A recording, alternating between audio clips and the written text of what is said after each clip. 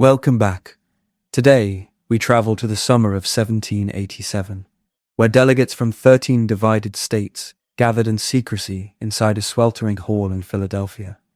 The American Revolution was over, but the country it left behind was unstable, plagued by economic chaos, political infighting, and no real central authority. Out of this uncertainty emerged a group of men now known as the Founding Fathers: Washington, Madison, Hamilton, Franklin, each with their own vision, fears, and ambitions. Over 4 tense months, they debated everything: power, freedom, the balance between states, and a strong federal government. What resulted wasn't perfect, but it was revolutionary. The US Constitution became a blueprint, not just for a government, but for a bold political experiment that still shapes the world today. This is the real story behind the Constitution: its creation, its conflicts, and the people who dared to design a nation from scratch. But before we dive in, take a second to let me know. Where are you watching from? What time is it for you?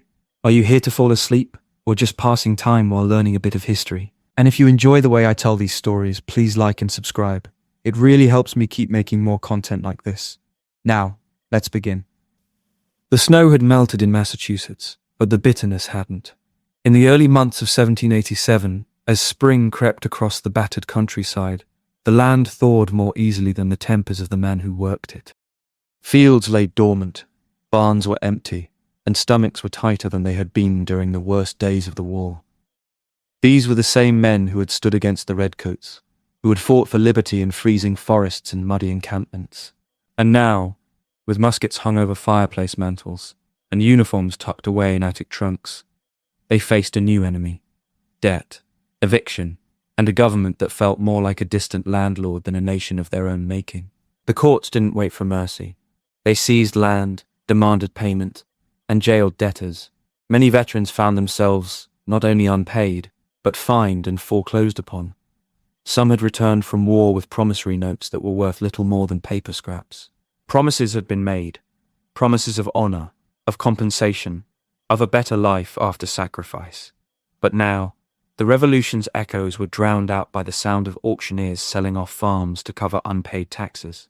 It was in this quiet storm of resentment that Daniel Shays, a former Continental Army captain, stepped into history. He hadn't asked for fame, but he became a symbol of defiance, not against a king this time, but against the young republic itself. Alongside hundreds of frustrated farmers, Shays helped lead an armed uprising against the Massachusetts courts. Their goal wasn't conquest, it was survival. They sought to stop property seizures, shut down debt hearings, and demand relief from a government that had, in their eyes, forgotten them. What unfolded became known as Shays Rebellion. It wasn't the largest revolt, it wasn't the bloodiest, but it shook the foundations of a fragile nation.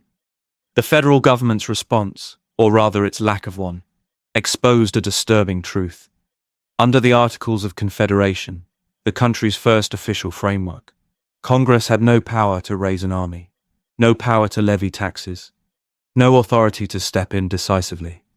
All it could do was watch as a private militia, funded by wealthy Boston merchants, marched out to confront the rebels.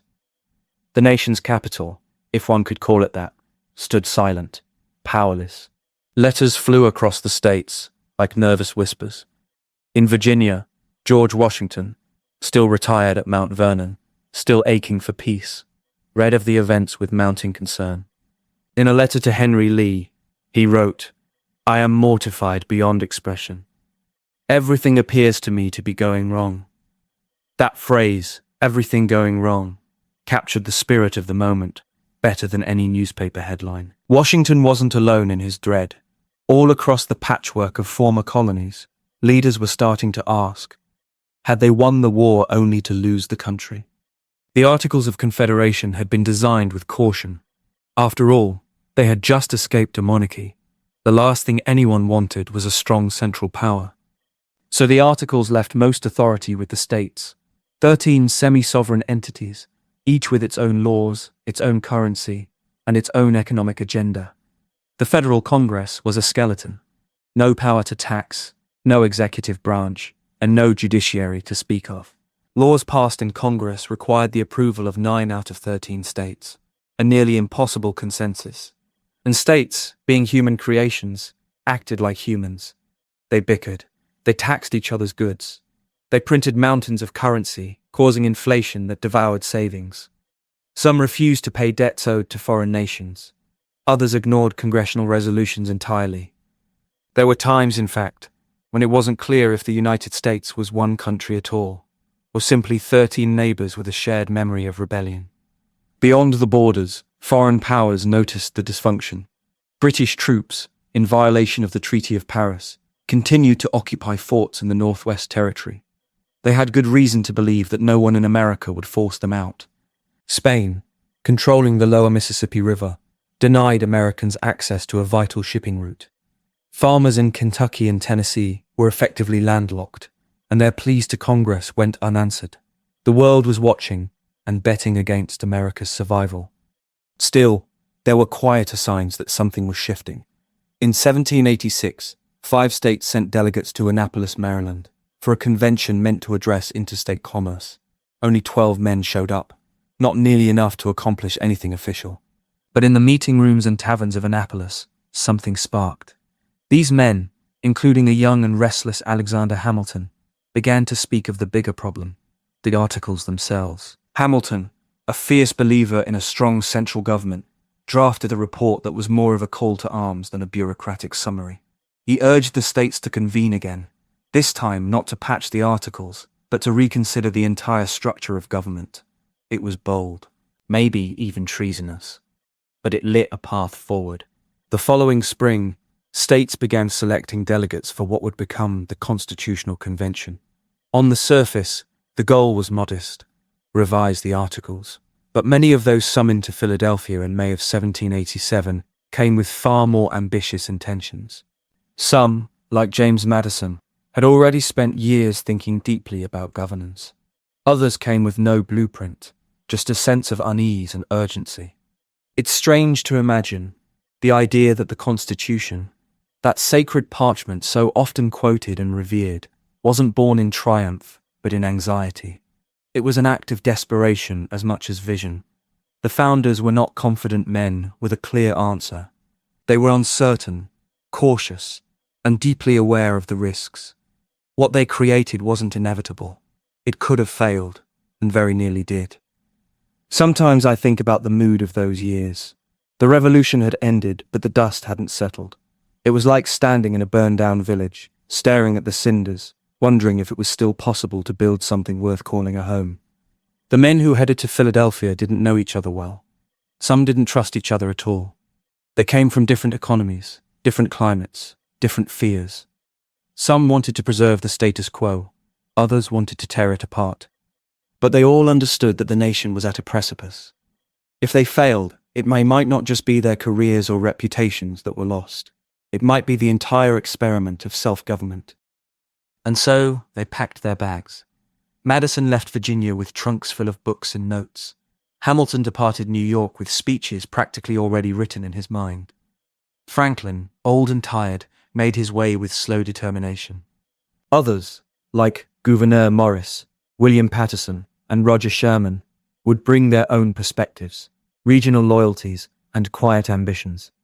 As they approached the city of Philadelphia, still muddy from spring rains, they were stepping into something historic. But at the time, they didn't know it. They only knew that what existed wasn't working, that the fire of revolution had cooled into embers, and unless carefully tended, it might go out completely. They came not to save a constitution, but to create one. And in doing so, they would shape not just a government, but the very idea of what a republic could be. In the months before delegates gathered in Philadelphia, the air was thick with expectation, anxiety, and, for some, a quiet hope. The men summoned to what was called the Constitutional Convention were not strangers to conflict or challenge. Many had fought in the Revolution, witnessed the collapse of British rule, and lived through the uncertain years that followed. Yet, the task ahead was unlike any they had faced before: to redesign the very framework of government for a vast, diverse land that seemed barely held together by memory and shared dreams. James Madison, who would later be known as the father of the Constitution, was one of the first to arrive in Philadelphia. At just 36 years old, he was already a student of political theory, a man deeply influenced by Enlightenment thinkers such as Montesquieu and Locke. But Madison's vision was not merely academic. He had seen firsthand the chaos caused by weak governance, the frustration of farmers, like those who took part in Shays Rebellion, and the paralysis of a national government that could not raise taxes or regulate commerce. It's remarkable to think how young many of these men were, carrying the burden of an entire nation on their shoulders. Madison's meticulous notes would later provide the most detailed account of the convention, though at the time, secrecy reigned. The windows of the Pennsylvania State House were nailed shut, guards patrolled the corridors, and the press was barred from reporting on the proceedings. This cloak of confidentiality was not merely a formality, but a necessity, allowing the delegates to debate and compromise without the pressure of public scrutiny, rumors, or political grandstanding. The convention included a wide range of personalities and backgrounds. George Washington, whose presence lent the gathering a solemn dignity, was elected president of the convention. His reputation as a unifying figure and a man above petty politics was crucial in holding the group together. Yet Washington himself was somewhat reluctant, aware of the enormous risks involved. He had already retired from public life once, longing for peace and quiet at Mount Vernon, but understood the moment demanded his leadership. Benjamin Franklin, the elder statesman at 81, brought a calm wisdom and a practical humor that lightened tense moments. His health was fragile, and yet he insisted on attending daily, often offering advice that bridged ideological divides. Gouverneur Morris, a fiery and eloquent orator from Pennsylvania, became the principal writer of the Constitution's final text, shaping its language with a clarity and force that few others could match. The convention was not a meeting of friends. It was a crucible of competing visions for America's future. Some delegates, like Alexander Hamilton, favored a strong central government modeled after the British system they had just escaped. A government capable of enforcing laws, raising armies, and commanding respect on the international stage. Hamilton's speeches were passionate, even fiery, at times lasting hours, as he urged for a president with broad powers and a government less dependent on the states. Others feared the return of tyranny, disguised as centralized authority. Many delegates represented smaller states or rural interests, worried about being dominated by populous urban centers. They championed the idea of state sovereignty and protections against a potentially overbearing federal power. This fundamental tension between national strength and local autonomy would shape much of the debate, often bringing tempers to the brink. One of the earliest proposals was the Virginia Plan, largely drafted by Madison, which called for a bicameral legislature with representation based on population. It was ambitious and radical, favoring large states like Virginia and Pennsylvania. The New Jersey Plan, in contrast, sought to preserve equal representation for each state, a direct counter to the Virginia proposal. The clash between these plans set the stage for intense negotiation, with the fear that the convention might collapse under the weight of disagreement. Throughout the summer, as the days lengthened, the delegates wrestled with the structure of government itself, how many branches it should have, how powers would be divided, and how the states and people would be represented. Each meeting was a test of patience and diplomacy. The air in the State House was often heavy with smoke from candles and heated discussion, punctuated by moments of silence as men weighed the fate of the nation. Franklin, ever the peacemaker, reportedly suggested opening sessions with a prayer, hoping to invoke a spirit of unity. His proposal was met with nods, though no formal religious observance was ever adopted. Still, it speaks to the sense these men had that they were undertaking something almost sacred, that beyond politics lay a moral responsibility. One lesser-known figure, William Paterson of New Jersey, played a pivotal role in defending the rights of smaller states. His firm stance forced the convention to reconsider simple population-based representation, leading eventually to a compromise that would preserve the Union. Roger Sherman of Connecticut, known for his practical mind, helped broker deals and urged the delegates to focus on unity rather than victory for any one faction. The debates were fierce. Hamilton's call for a strong executive, akin to a monarch, was met with suspicion and outright hostility. Some delegates worried about the possibility of a president becoming a dictator, the very outcome they had fought to avoid. Yet, without a single leader to command authority, the nation risked remaining fractured and ineffective. Personal letters from delegates reveal the emotional toll of the process. Madison, for example, expressed frustration over the slow pace and constant backtracking, while also noting the gravity of the task. "We are building a house with no blueprint, only hopes and experience to guide us," he wrote in June 1787. Despite the divisions, a growing consensus emerged around the idea of a federal government with three branches: legislative, executive, and judicial. This division was designed to prevent any one branch from gaining too much power, a system of checks and balances inspired by Montesquieu's writings. The vision was to create a government strong enough to unite and govern, but restrained enough to protect liberty. Throughout July and August, the convention wrestled with thorny issues. One delicate topic was the regulation of commerce and trade. States had been taxing each other's goods, imposing tariffs, and blocking vital routes. Without a federal authority to regulate commerce, economic chaos threatened the fragile economy. Yet, giving Congress too much power over trade risked alienating states that prized their independence. Slavery was another shadow hanging over the convention, though it was often spoken of in hushed terms or avoided altogether. The delegates grappled with whether and how to count enslaved people for representation and taxation purposes. This led to painful compromises that would haunt the nation for decades to come. The convention nearly unraveled at several points. Walkouts, threats, and angry confrontations tested the resolve of the delegates.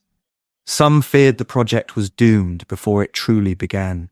Yet, through patient negotiation and the willingness to yield on some points, the group slowly crafted a document that balanced competing interests.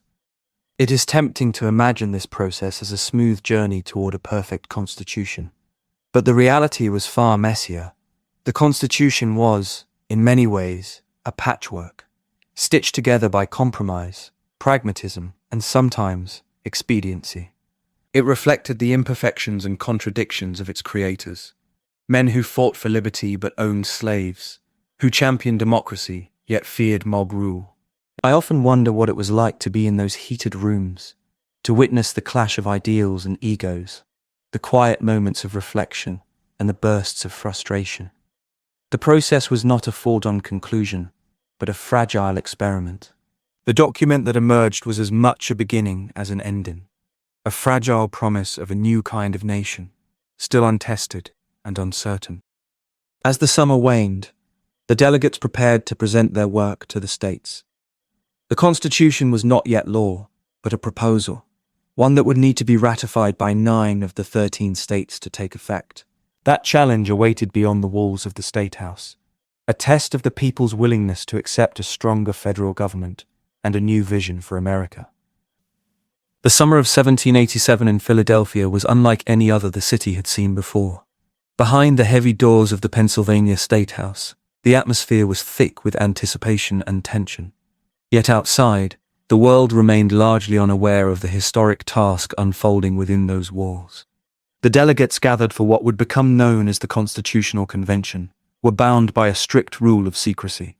Windows were nailed shut, guards patrolled the hallways, and all outsiders, including the press, were kept at bay. This cloak of silence was not simply to exclude the public, but to allow a candid and sometimes brutal exchange of ideas without the pressure of public opinion or political posturing. Inside, the air was often heated with debate. James Madison, meticulously taking notes that would later offer us invaluable insight, observed the ebb and flow of arguments as if chronicling a delicate dance. One could almost hear the muffled voices pressing through the heavy oak doors, the voices of men wrestling not just with politics, but with the very nature of governance itself. The tension was palpable. At times, it felt as though the entire experiment could unravel at any moment. At the heart of the conflict lay the great divide between large and small states. The Virginia Plan, championed by Madison and others, proposed a strong central government with representation in both houses of Congress based on population or financial contributions. This plan was naturally favored by the larger states, such as Virginia and Pennsylvania, who stood to wield more influence. Opposing this was the New Jersey Plan, which sought to preserve the existing one-state, one-vote structure of the Confederation, favoring the smaller states by ensuring equal representation regardless of size. The debate was more than a mere disagreement over numbers. It was a fundamental clash of visions. Would America be a nation where the people's voice was weighted by their population? Or would it be a compact among sovereign states, each holding equal power? The stakes could not have been higher. At one moment, the convention seemed to teeter on the brink of collapse. Several delegates threatened to walk out, unwilling to concede their position. Amid this struggle, Alexander Hamilton delivered a speech lasting over 6 hours, a prodigious effort by any measure. His vision was bold, even controversial, a government modelled closely after Britain's, with a strong executive that could rival a monarch in authority. Hamilton's proposal was radical and alarming to many, especially those wary of tyranny. Yet it underscored the fear that without a robust and decisive federal government, the fragile union might dissolve into chaos. Benjamin Franklin, the elder statesman of the group, at 81 years old, brought a different kind of influence. Known for his wit and diplomacy, Franklin called for moments of reflection and unity when tensions ran high. It is said that during one particularly contentious session, he suggested opening the floor with a prayer, hoping to inspire a spirit of compromise and humility among the delegates. This small act was emblematic of the delicate balance the convention sought to achieve, not merely crafting a government, but founding a new political culture. The secrecy and intensity of those months allowed the delegates to negotiate in a way that might never have been possible in the public eye. Deals were made in shadowed corners and whispered conversations. While the official records capture the formal arguments, many of the most consequential understandings took place away from the plenary sessions, behind closed doors and over quiet meals. Gouverneur Morris, the gifted writer who would later pen the Constitution's preamble, was instrumental in these informal discussions, weaving language and ideas into a coherent whole that could bridge opposing views. One detail that often escapes notice is the degree to which personalities shaped the process. The delegates were not abstract thinkers alone. They were men with pride, fears, and personal ambitions. George Mason, for instance, was deeply concerned about protecting individual rights, while Roger Sherman worried about preserving state sovereignty. The clashes between them were sometimes sharp, but always underscored by a shared awareness that the task was monumental, and that failure would have grave consequences. As summers stretched on, the debates evolved beyond representation to more difficult topics. Slavery was a ghost that haunted every discussion. Though many delegates recognized its moral repugnance, the political reality was stark. Southern states demanded protections for their peculiar institution, while some northern delegates pushed back, hoping to limit its expansion. The eventual compromises, like counting 3/5 of enslaved people for representation, were fraught with tension and moral cost. Gouverneur Morris himself called slavery a nefarious institution, yet he too reluctantly acquiesced to the political necessity of compromise. Another thorny issue was the creation of the executive branch. The delegates struggled to define the powers and limits of a president who would not become a monarch, but needed sufficient authority to govern effectively. They wrestled with how to select this executive, directly by the people, through Congress, or some other mechanism. The solution, the Electoral College, emerged as a compromise balancing popular will and a buffer against potential mob rule. This system, while complex and sometimes criticized today, was born from a cautious desire to safeguard the young republic from extremes on either end. Throughout those summer months, the mood within the State House shifted subtly. Frustration often gave way to moments of hopeful breakthrough. As ideas collided, a new form began to take shape, not just a government, but a framework for democracy itself. The atmosphere was thick with uncertainty, but also a rare sense of purpose. Delegates understood that they were forging something unprecedented, yet none could fully predict the impact their work would have. James Madison's notes reveal a tapestry of arguments, concessions, and unresolved questions. In private letters, he expressed both exasperation and optimism, writing to friends that the process was a work of difficulty, requiring a rare union of wisdom and moderation. This tension between lofty ideals and practical politics defined the convention's character. By the time the delegates adjourned in mid-September, after nearly 4 months of intense deliberation, they had produced a document that was neither perfect nor universally beloved. It was, however, a bold new beginning, an architecture designed to balance power, protect liberty, and ensure stability. The constitution they crafted was a carefully stitched quilt of competing interests, philosophical principles, and pragmatic concessions. One might wonder what it was like to walk through the streets of Philadelphia after the convention ended, knowing that a nation's future had just been reshaped behind those heavy doors. Many citizens had no idea what had transpired. The document itself would face fierce scrutiny and spirited debate during the ratification process that followed. Yet this summer of secrecy and compromise marked the moment when the United States ceased to be a loose collection of states and started its long journey toward a unified republic. It is worth pausing to consider the legacy of that summer, the willingness of these men to engage in difficult conversation, to put aside personal pride for the sake of a fragile new nation. They were flawed, of course, and the constitution they produced reflected their contradictions as much as their aspirations. But their work laid the foundation for a government that, despite its imperfections, has endured longer than any before it. If you imagine the scene, the flickering candlelight, the scratch of quills on parchment, the quiet murmur of voices negotiating late into the night, you begin to understand that history is not just dates and facts, but the slow unfolding of human will and wisdom, shaped by courage and compromise. The long summer of 1787 in Philadelphia brought more than just intense debates and whispered deals. It forced a reckoning with deep-seated differences that seemed almost impossible to reconcile. The story of the Constitution's birth is not just about lofty ideals or carefully crafted language. It is about conflict, compromise, and the gritty reality of forging unity from discord. One of the most pivotal moments during those months came with what later became known as the Great Compromise, or the Connecticut Compromise. At the heart of this was a simple but profound question: how should representation in the new government be structured? Larger states like Virginia, with their vast populations, demanded that representation in the legislature reflect population size. Smaller states, such as New Jersey and Delaware, feared this would reduce them to political irrelevance and wanted equal representation regardless of size. The tension was thick in the convention room. Delegates argued late into the night, voices rising, some threatening to walk out, fearing the entire effort would collapse. The Virginia plan proposed a strong bicameral legislature with representation based on population in both houses, while the New Jersey plan offered a unicameral legislature with equal representation per state.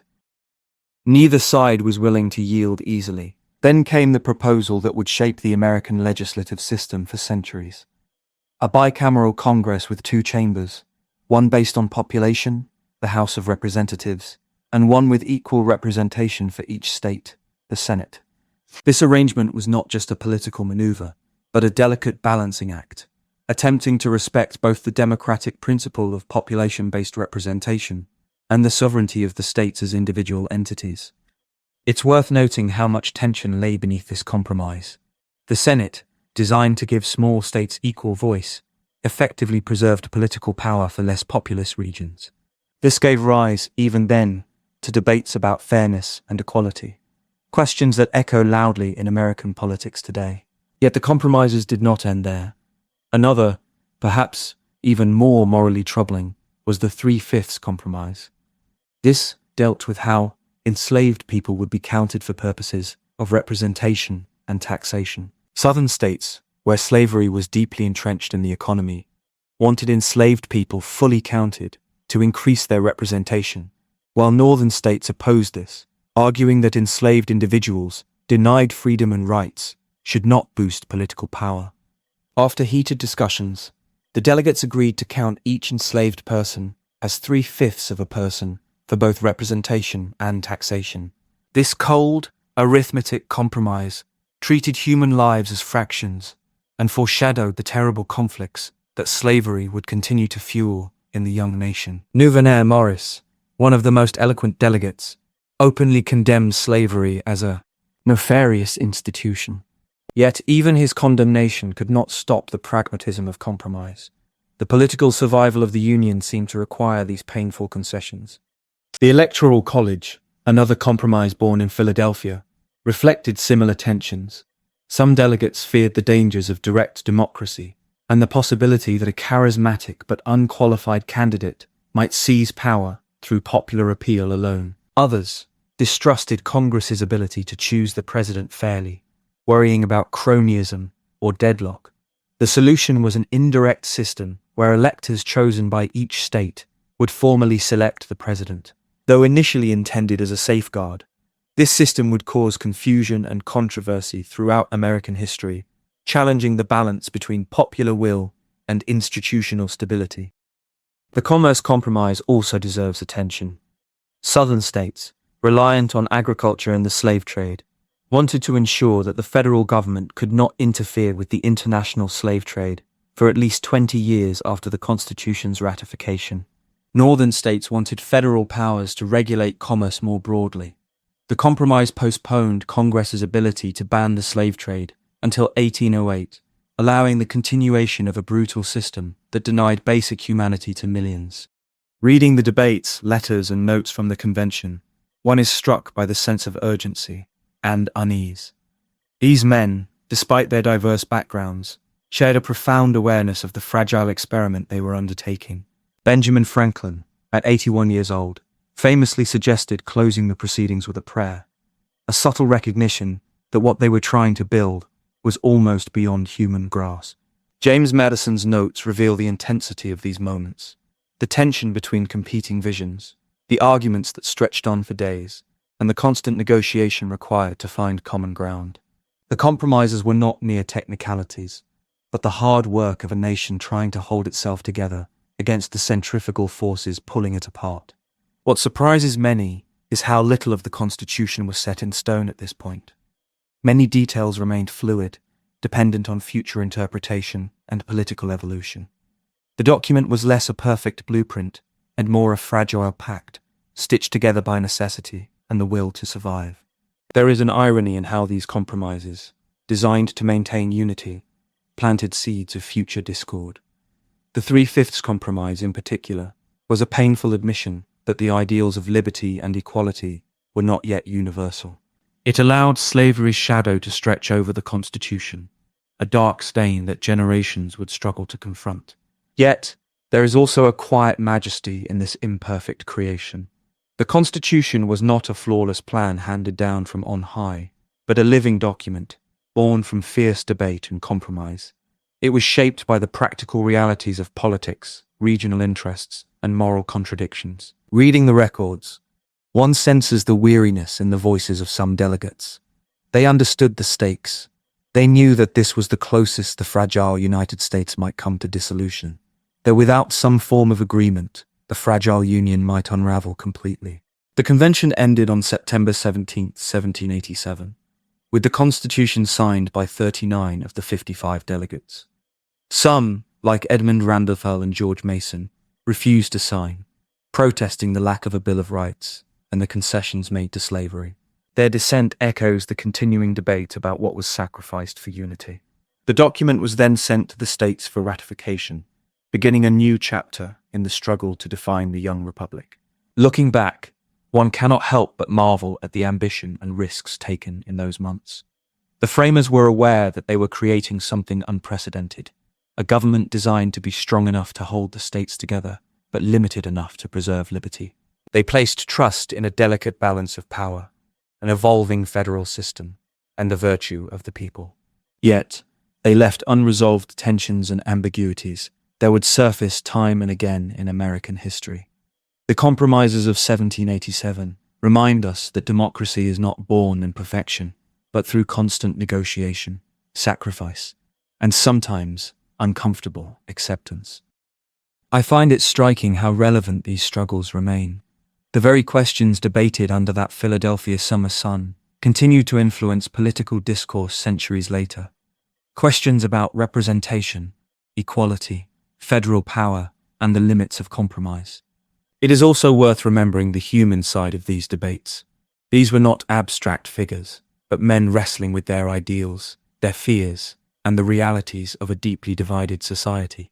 Their letters reveal moments of doubt and hope, a recognition that they were building something that might endure beyond their lifetimes. In the quiet after the convention closed, the city of Philadelphia must have seemed charged with possibility and uncertainty. The hard work was far from over. The Constitution's fate would now depend on a new kind of battle, one fought not behind closed doors, but in public assemblies, newspapers, and hearts across the states. The Great Compromise was the heart of the document's structure, but the full story of the Constitution's creation is a story of continuous tension and uneasy peace between ideals and interests. It is a reminder that democracy is never a finished project, but an ongoing journey. As the delegates returned to their homes, the question lingered: could a fragile nation, stitched together by compromise and fraught with contradictions, survive the storms ahead? The final drafting of the Constitution was a delicate dance of words and intentions, shaped not just by lofty ideals, but by practical necessity and a shared urgency to create something lasting. Gouverneur Morris, often less celebrated than Madison or Hamilton, emerged as the master craftsman of this pivotal moment. His eloquence and skill with language gave the document its unmistakable voice. The powerful opening phrase, "We the people," which forever tied the authority of the government to the consent of its citizens. It's fascinating to consider how much thought went into every syllable. Morris, a wealthy Pennsylvanian known for his wit and charm, had the monumental task of turning hours upon hours of debate, compromise, and raw political conflict into a coherent, elegant text. Unlike many of his contemporaries, he viewed the Constitution as a living contract, something that must be not only legal and political, but also inspirational and poetic. That simple phrase, "We the people," was revolutionary. It placed sovereignty not with kings, legislatures, or states, but squarely with the collective citizenry.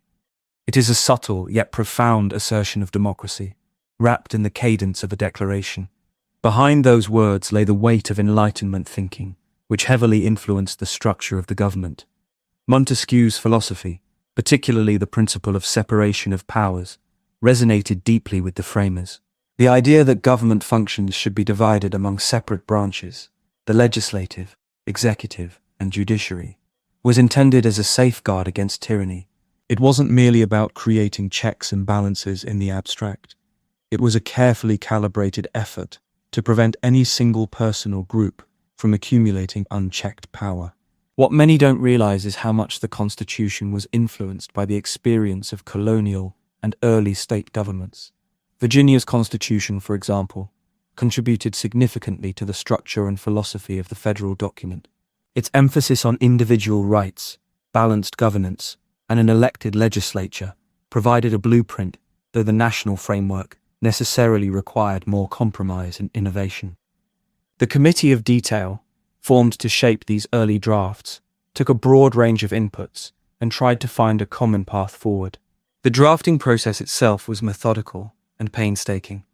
After the main debates concluded, the Committee of Style, which included Morris, carefully refined the language.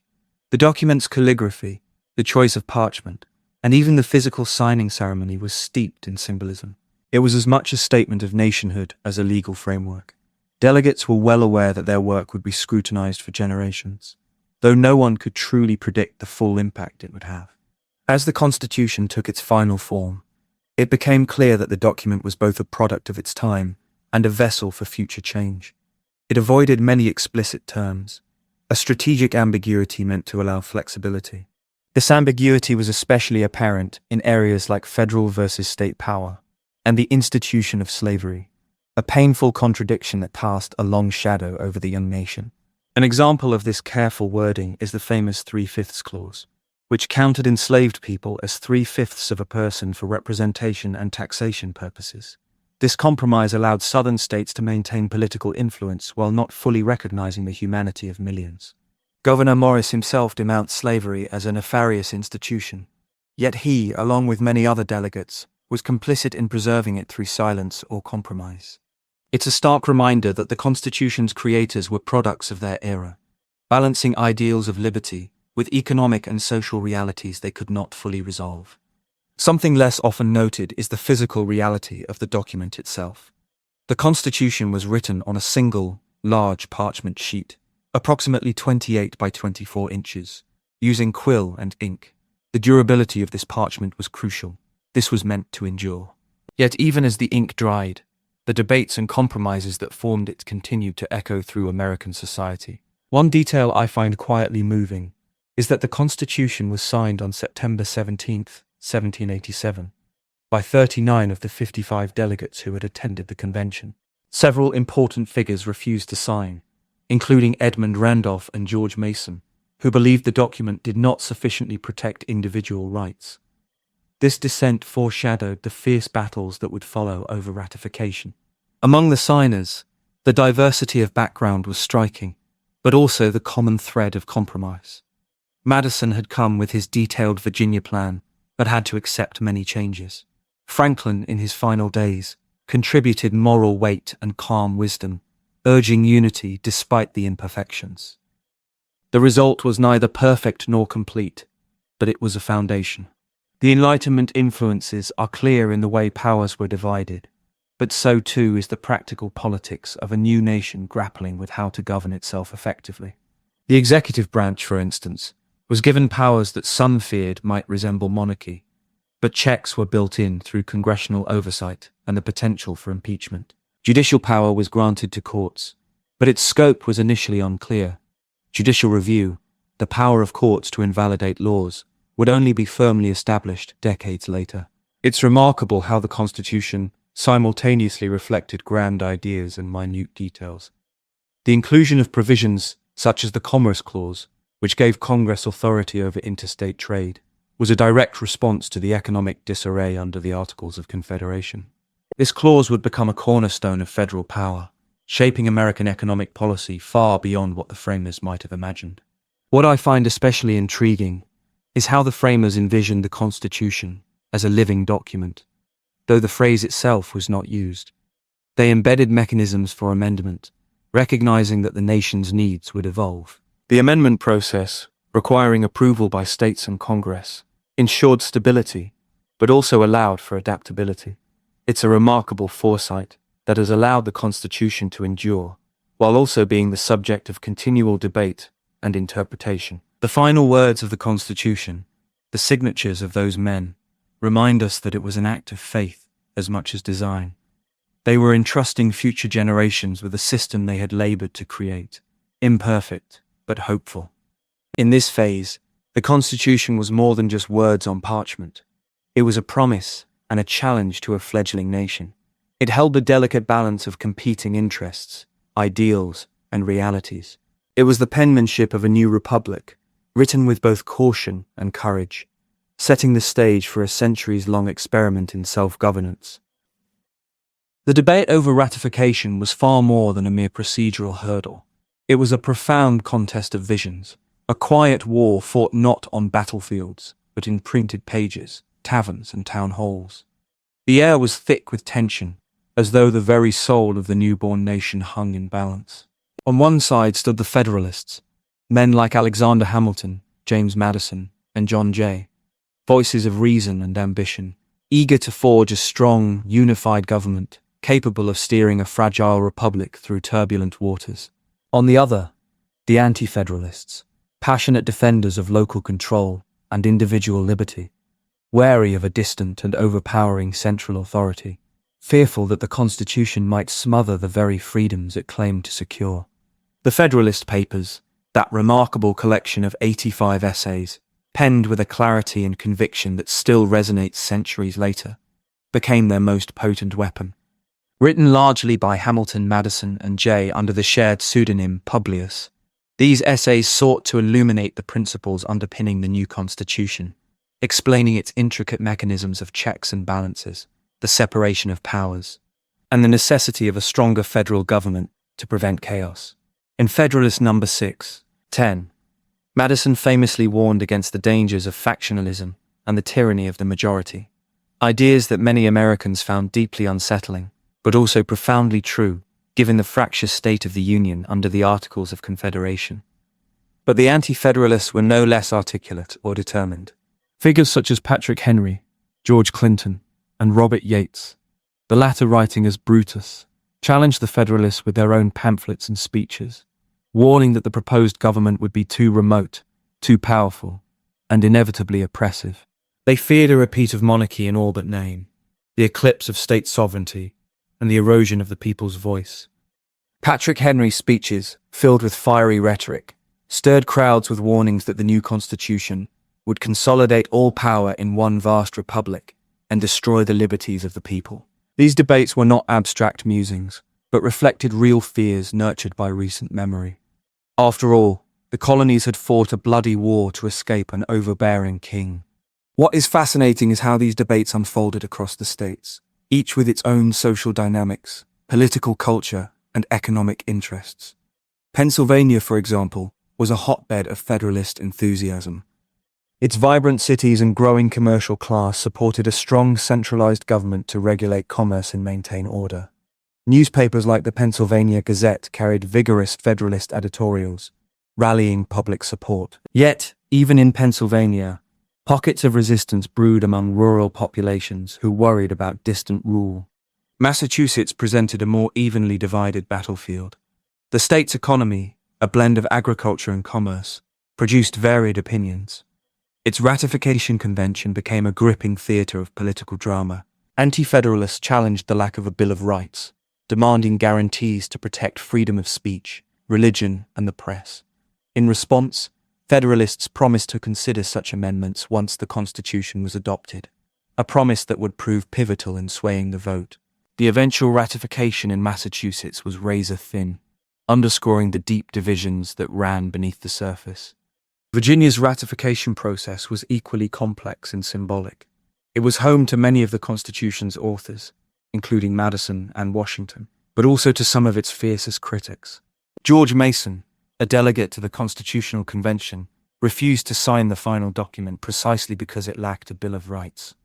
His opposition carried weight, reflecting widespread concerns in the South about federal power and the protection of individual liberties.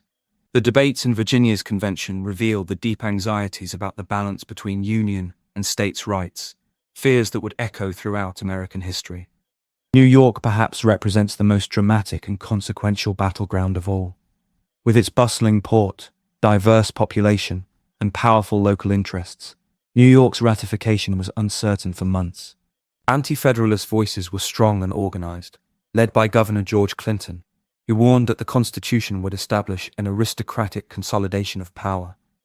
Yet the tide began to shift with the arrival of the Federalist Papers in New York newspapers, and the efforts of Hamilton, who tirelessly campaigned and wrote, trying to convince skeptics. The New York ratifying convention became a closely fought contest, finally tipping in favor of ratification by a narrow margin in July 1788. What stands out about this period is how public opinion was shaped by a flood of printed material. Pamphlets, newspapers, broadsides, the 18th century equivalent of the social media battleground. The pamphlet wars were fierce, intellectual duels filled with appeals to logic, fear, and hope. People from all walks of life engaged in the debate, from farmers and merchants to lawyers and clergy.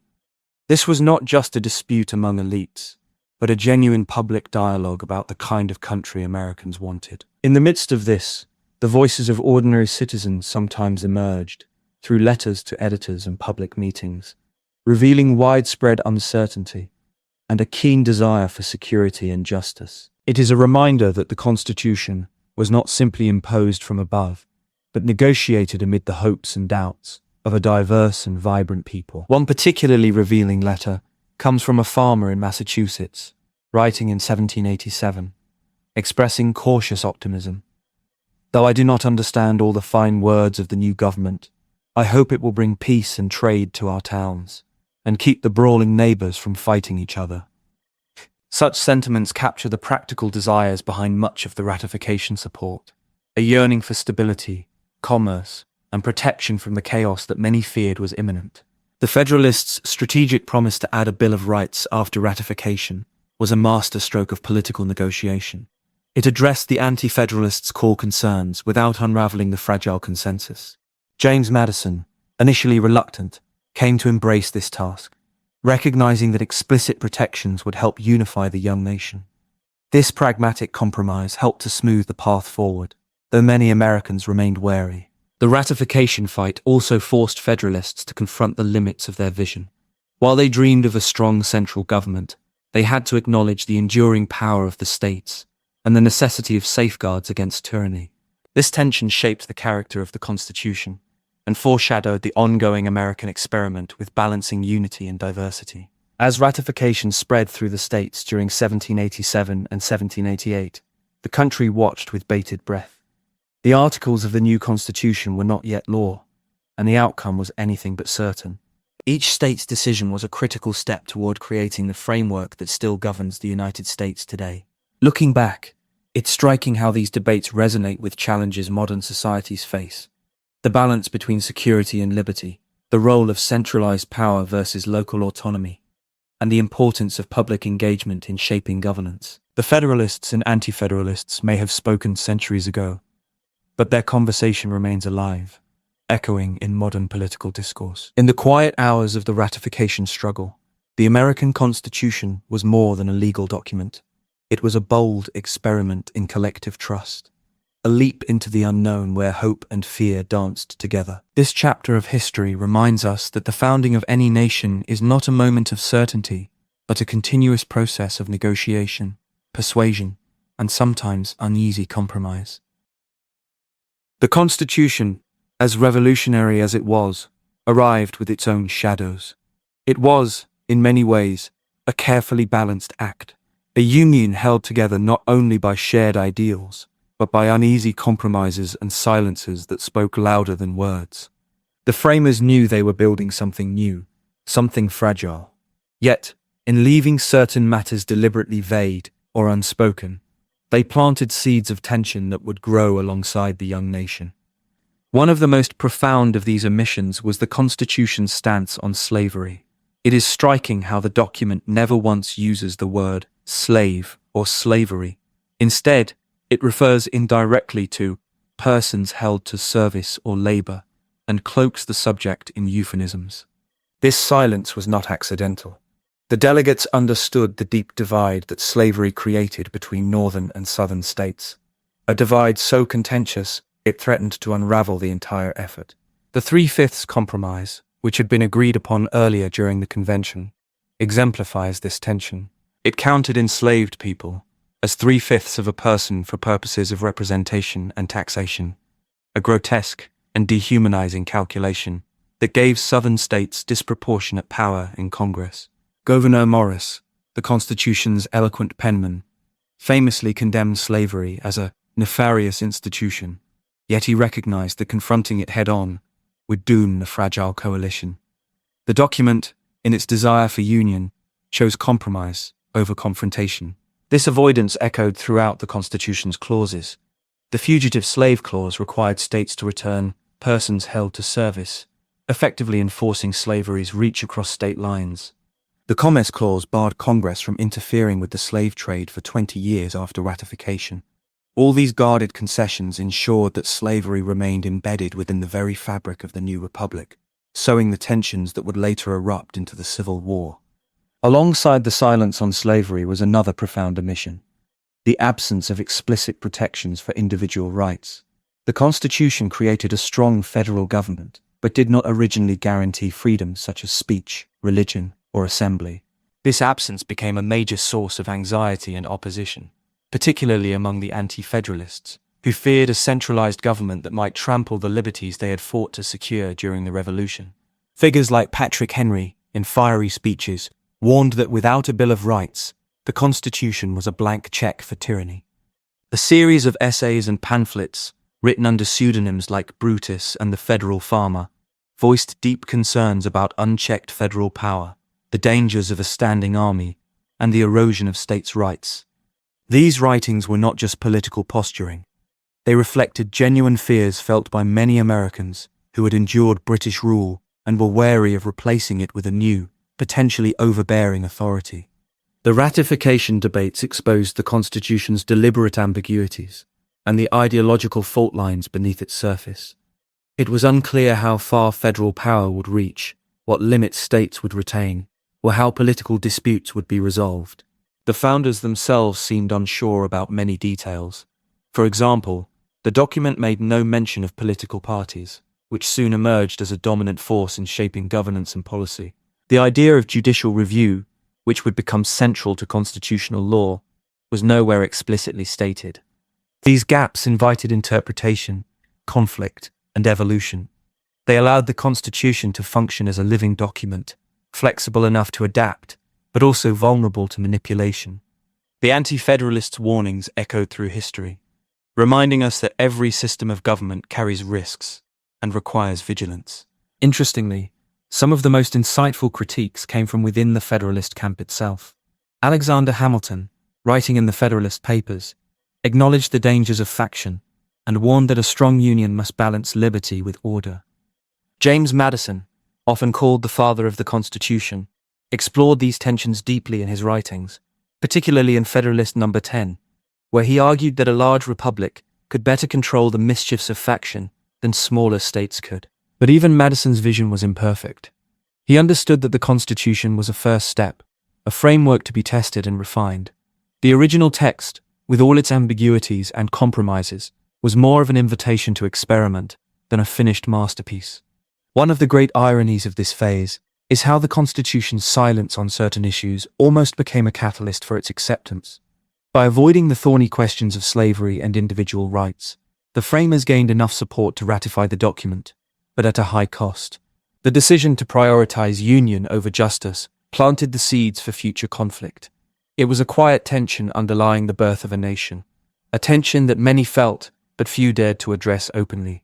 In personal reflections on this period, it's humbling to consider the weight these men carried. They were visionaries and pragmatists, driven by a desire to hold their fragile experiment together amid vast uncertainties. The documents and letters from the time reveal a mixture of hope, fear, and compromise. George Washington, for example, expressed in private letters a deep concern that the Union might dissolve if the challenges were not carefully managed. It was a race against time and human nature itself. Beyond slavery and rights, the Constitution's vagueness extended to the balance between federal and state powers. The framers carefully outlined enumerated powers for the federal government, but left much to interpretation. This ambiguity would fuel ongoing debates about state sovereignty, especially as new issues arose in the 19th century. The document's flexibility was both a strength and a source of instability. What the founders could not foresee were the complex realities of a growing nation, expanding westward and grappling with diverse populations and interests. Political parties, once warned against, quickly formed and became indispensable in shaping the Republic. Judicial review, established in the landmark Marbury v. Madison case decades later, would give the courts power to interpret the Constitution's meaning, often in ways the founders might not have imagined. In some ways, the Constitution was a starting point, not a conclusion. It was a bold blueprint, one that required courage, debate, and evolution. The voices of dissent, often drowned out in the rush to ratify, remain vital reminders of the costs and challenges inherent in building a lasting democracy. As one scholar noted, the Constitution's greatest strength lies not just in its text, but in the conversation it continues to inspire. A conversation about power, freedom, justice, and the delicate balance between them. The unresolved questions, the silences and ambiguities, are as much a part of its story as the words carefully penned on parchment. This delicate balance between unity and division, clarity and ambiguity, hope and fear, shaped the early republic's trajectory. It laid the foundation for future battles over civil rights, states' autonomy, and the very meaning of liberty. The Constitution was a document born from compromise, but it also planted the roots of future struggles that would test the nation's commitment to its ideals. These unfinished elements remind us that history is rarely neat or final. Instead, it is a living dialogue, one that invites each generation to engage, interpret, and reshape the promises made long ago. The Constitution, in its original form, was as much about creating space for this ongoing dialogue as it was about establishing rules. In considering all this, I find myself reflecting on the enormous responsibility that comes with living under a document that holds both such promise and such contradiction. It challenges us not to see it as perfect or immutable, but as an enduring experiment in governance, one that asks for constant care, attention, and reflection. It's a reminder that the price of union is not only found in the words written, but also in those left unsaid, in the tensions endured, and in the ongoing work of making those words real in the lives of millions. The promise of the Bill of Rights began as a delicate balancing act, a necessary reassurance to those wary of a strong central government that might encroach on personal freedoms. James Madison, often called the father of the Constitution, had not initially planned to champion this cause. He had spent months in Philadelphia designing a framework for governance built on checks and balances. Yet he came to realize that without explicit protections for individual rights, the fragile coalition that formed the new republic might unravel. Madison's change of heart was driven both by political necessity and a genuine concern for liberty. Many Anti-Federalists feared the Constitution as it stood would give the federal government too much power, threatening the rights they had fought to secure during the Revolution. He pressed for clear guarantees, protections against unreasonable searches and seizures, the right to a fair trial, freedom of speech, and the ability to assemble peacefully. The debate was fierce and at times fractious, unfolding in public print, in state legislatures, and behind closed doors in Congress. The process began in earnest with the convening of the First Congress in 1789. Madison introduced a series of amendments, drawing heavily from existing state declarations, especially Virginia's 1776 Declaration of Rights, penned by George Mason, a document many contemporaries saw as a model for individual liberties. The English Bill of Rights of 1689 also served as a touchstone, a reminder of the rights English subjects had won through centuries of struggle. It's easy to overlook how revolutionary this moment was. Never before had a nation codified such protections in a single document attached to its constitution. The framers of the Bill of Rights worked diligently to strike a balance, enough specificity to guard against tyranny, but broad enough language to allow for interpretation as the country grew and changed. Consider the First Amendment. Its sweeping guarantees for freedom of speech, press, religion, and assembly formed the bedrock of American civil liberties. Yet, the framers understood even then that these freedoms were not absolute. The idea was to protect dissent and debate, the very soul of democracy, while preserving order. It's a reminder that liberty and responsibility have always danced a complicated waltz. Some proposals never made it into the final text. Madison initially pushed for amendments that would have required states to uphold these rights as well, but such provisions were defeated, largely out of fear of further complicating the fragile federal system. This omission would become significant in later centuries, when questions about the limits of federal authority versus state sovereignty would spark legal battles and social upheaval. The ratification of the Bill of Rights was not instantaneous. Several states hesitated, wary of its potential implications. Some feared that enumerating rights might imply that any unlisted rights were unprotected. This paradox still influences constitutional law today. By defining certain rights explicitly, what about those that remain unmentioned? Yet, the Bill of Rights quickly became a cornerstone of American identity. Though largely dormant in the courts throughout the 18th and 19th centuries, these amendments were invoked in numerous social and political struggles. The right to bear arms, for instance, was rooted in a desire to empower citizens to resist tyranny, a concept difficult to pass without the context of 18th century fears of standing armies and royal overreach. In early congressional debates, the language of the amendments sparked passionate exchanges. One letter from Madison to Thomas Jefferson reflects the careful thought behind this work. "We hold these truths to be self-evident, that all men are created equal," Madison wrote. Yet the practical application of these words requires vigilant guardianship against any infringement. Interestingly, the Bill of Rights was initially seen by many as a political promise, a kind of insurance policy to secure unity. George Washington, in his inaugural address, expressed hope that the new government would never become the instrument of oppression, and that citizens would remain vigilant to preserve their freedoms. At the time, this cautious optimism was well placed. The young republic faced numerous internal challenges, from economic instability to regional tensions, and the Bill of Rights provided a foundation upon which to build trust in the government's legitimacy. Its influence, however, extended far beyond mere legal language. In the decades that followed, these amendments became the framework for some of the country's most profound transformations. The abolitionist movement drew on the ideals of liberty and equality embedded within these rights to challenge the institution of slavery, even though the original Constitution had left that question dangerously ambiguous.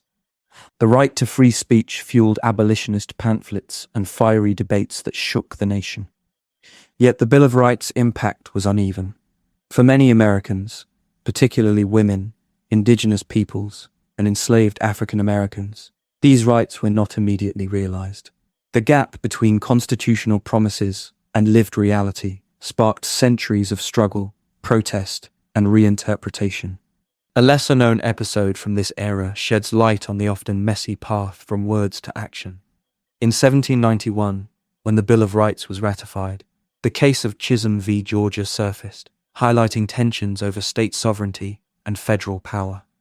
The Supreme Court ruled that states could be sued by citizens of other states, a decision that alarmed many and prompted the swift adoption of the 11th Amendment to limit such suits. This episode underscored how the Bill of Rights and constitutional amendments were part of an evolving dialogue about power, rights, and justice.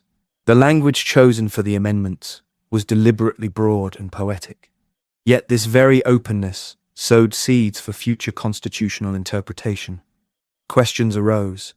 What does freedom of speech truly mean in a society with rapidly advancing technology? How far does the right to bear arms extend?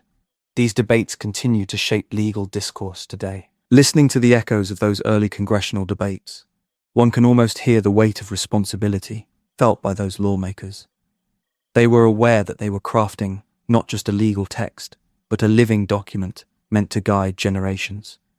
In a letter dated 1790, Madison confided to a close friend, "I am aware that this is but a beginning, and that the fabric of our liberty must be maintained with constant care. It's a reminder that freedom is never guaranteed. It requires stewardship." Looking back, it's fascinating how the Bill of Rights, born from political compromise and pragmatic necessity, grew into a symbol of American ideals. Its amendments have been cited in landmark Supreme Court decisions that reshaped society, cases involving segregation, free speech, privacy, and voting rights. One can imagine the quiet intensity in the rooms where these ideas took shape. The voices of men and women, some powerful, some marginalized, all weaving the tapestry of what would become a national charter of freedoms. There is a humility in this process that often gets lost in grand historical narratives. The Bill of Rights was not a perfect solution. It was a starting point, an invitation for ongoing conversation about justice and liberty. It is worth reflecting on how these 10 amendments, barely filling 3 pages in today's printed constitution, became a beacon for other nations seeking to enshrine individual rights in their own founding documents. The ripple effect of this small set of protections is profound, influencing democracies worldwide. Of course, the Bill of Rights was not the final word. Its relative silence in the courts during the first century after ratification shows how cultural and political forces shape constitutional meaning. It was not until the 20th century, with the rise of the incorporation doctrine, that many of these rights were applied to state governments through the 14th Amendment. This shift transformed the Bill of Rights from a federal promise to a national guarantee, expanding its reach and relevance. The dynamic nature of this document is a testament to the foresight and limitations of its framers. When thinking about the Bill of Rights today, it is humbling to consider that it emerged from a period of uncertainty and fear. The fragile unity forged after independence required assurances, yet these guarantees also reflected deeply held ideals about human dignity and freedom. In this quiet late hour, perhaps there is comfort in knowing that these words, written over 2 centuries ago, continue to inspire, challenge, and protect. They are part of an ongoing story, a dialogue between past and present, law and life, power and liberty. As we hold this knowledge, we carry forward a tradition of vigilance and hope, reminding us that the preservation of freedom demands both courage and care.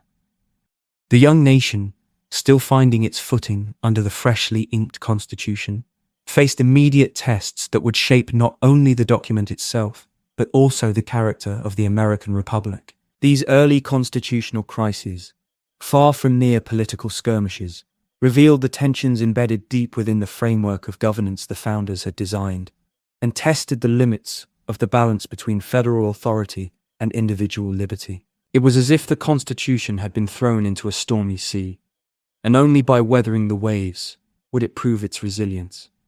One of the first and most significant challenges was the Whiskey Rebellion of 1794.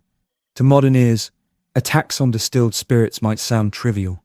Yet at the time, this excise was a symbol of the new federal government's attempt to assert its authority, and it sparked fierce resistance. Western Pennsylvania farmers, many of whom distilled whiskey, not just for sale, but as a form of currency, felt the tax was an unfair burden, a distant imposition by an inaccessible government in Philadelphia.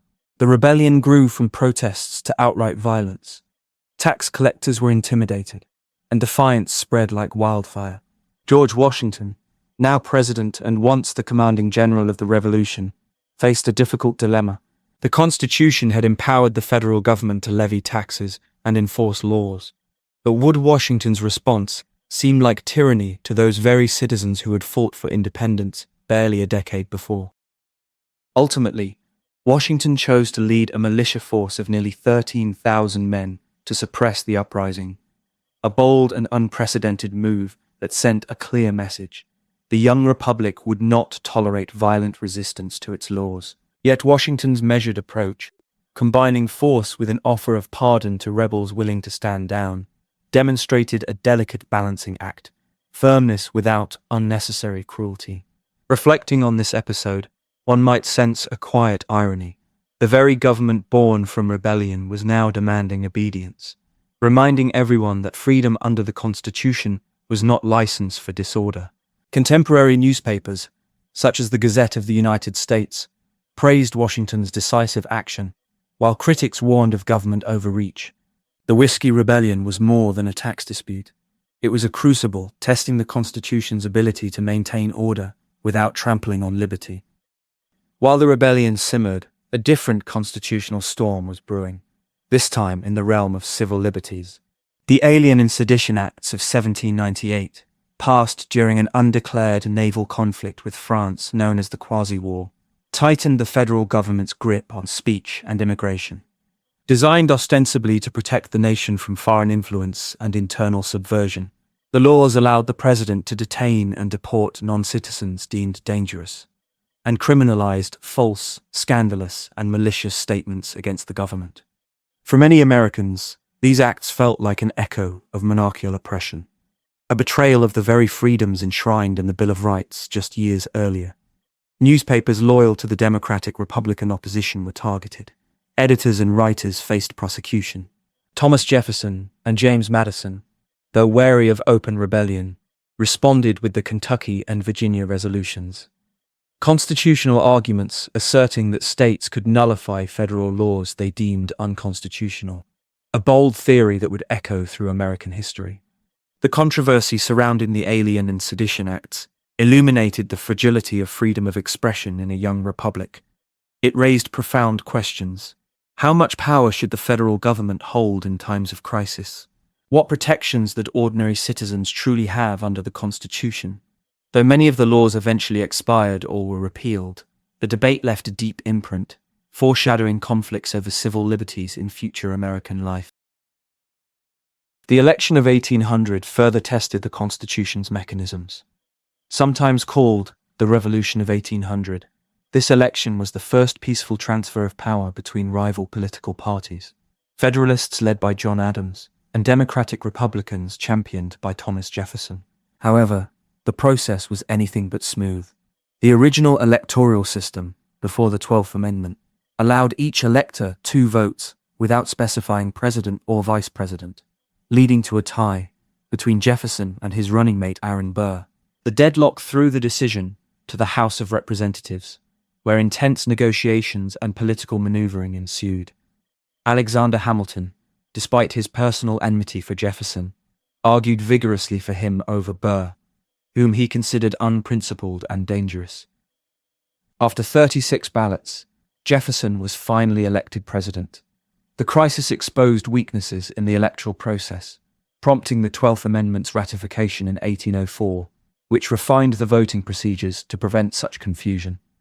Beyond electoral technicalities, The 1800 election revealed a profound evolution.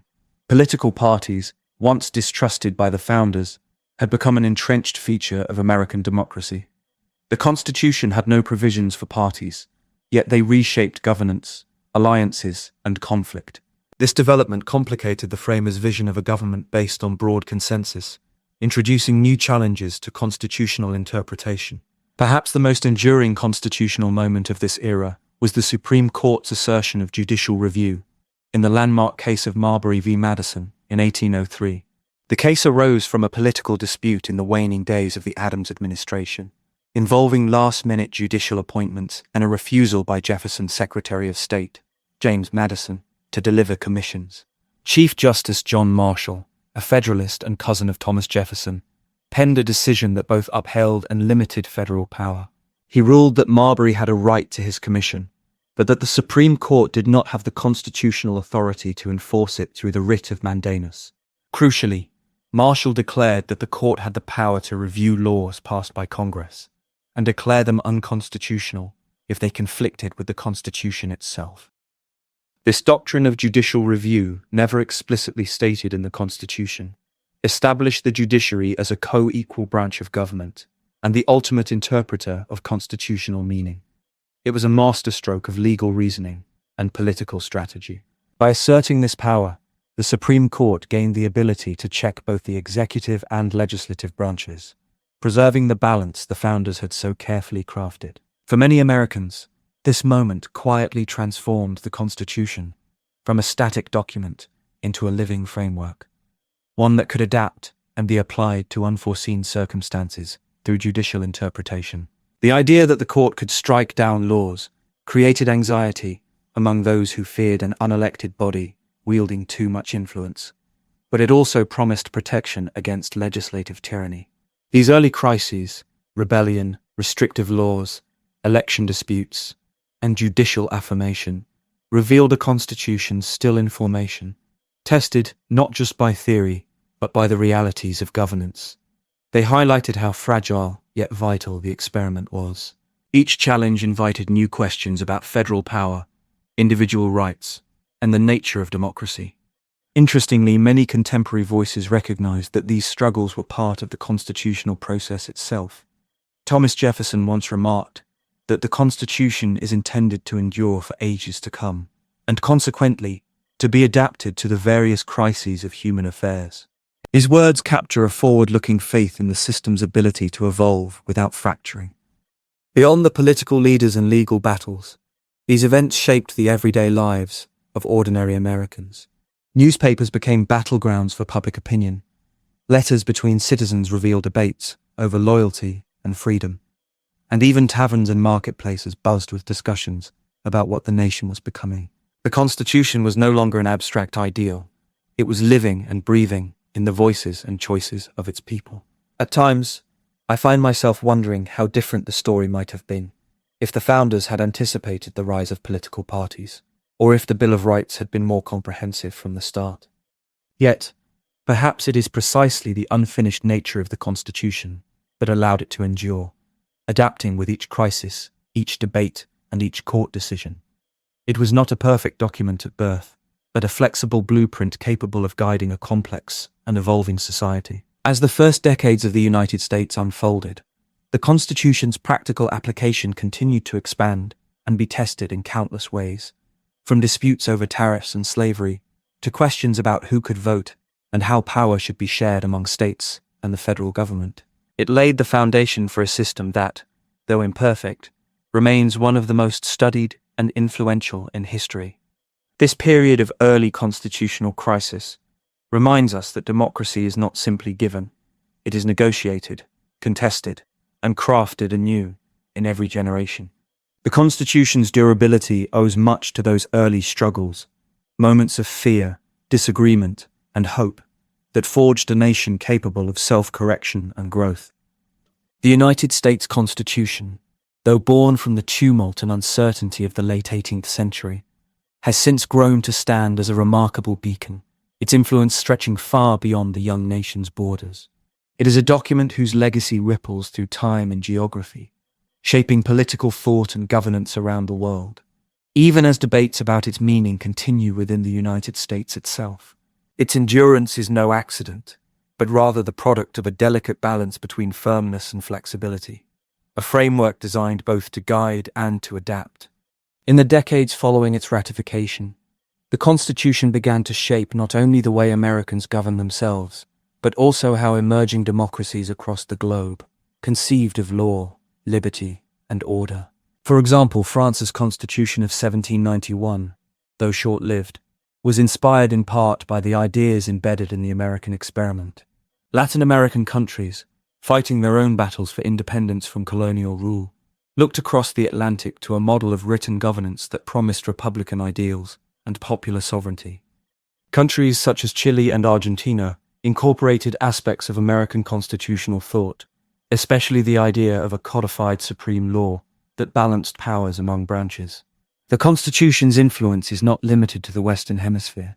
In the late 19th and early 20th centuries, Japan's Meiji Constitution of 1889 adopted the idea of constitutional monarchy, with a framework that borrowed elements from Western constitutions, including the American separation of powers concept. The global spread of constitutionalism throughout the 20th century owes much to the pioneering experiment of 1787, a fact that often goes unappreciated outside academic circles. Yet, while the Constitution inspired other nations, it also set the stage for profound internal debates and challenges that persist to this day. The tension between federal authority and states' rights, a topic the founders wrestled with but left deliberately ambiguous, remains central to American political discourse. This is evident in controversies over healthcare, education, and civil rights, where questions arise about the proper role of state governments versus the federal government. One cannot discuss the Constitution's legacy without reflecting on how it has contended with the promise of freedom against the realities of exclusion and inequality. Initially, its protections and promises applied unevenly. Enslaved people, women, indigenous nations, and others were excluded from the rights the Constitution sought to protect. The Three-Fifths Compromise, which counted enslaved individuals as 3/5 of a person for representation purposes, is a stark reminder of the compromises that shaped the document but left deep scars. Over time, the Constitution has been a living document, expanded and challenged by amendments, court decisions, and social movements. The 13th Amendment abolished slavery, the 14th extended citizenship and equal protection under the law, and the 19th granted women the right to vote. The 20th century saw the rise of the civil rights movement, which relied heavily on constitutional arguments to dismantle segregation and fight discrimination. Landmark Supreme Court decisions, such as Brown v. Board of Education in 1954, underscored how the Constitution could be wielded as a tool of progress. Yet these victories came after centuries of struggle, debate, and reinterpretation. The Supreme Court itself became a powerful arbiter of constitutional meaning, often reflecting the shifting tides of political and social thought. Cases like Marbury v. Madison established judicial review, giving courts the authority to invalidate laws that conflict with the Constitution. This power, never explicitly outlined in the text, demonstrated how the document's interpretation could evolve beyond its original framers' intentions. Modern scholars often emphasize the Constitution's remarkable ability to adapt while still providing a stable foundation. This flexibility is both its strength and source of controversy. For instance, debates rage over the Second Amendment, with some advocating for expansive individual gun rights, while others call for greater regulation.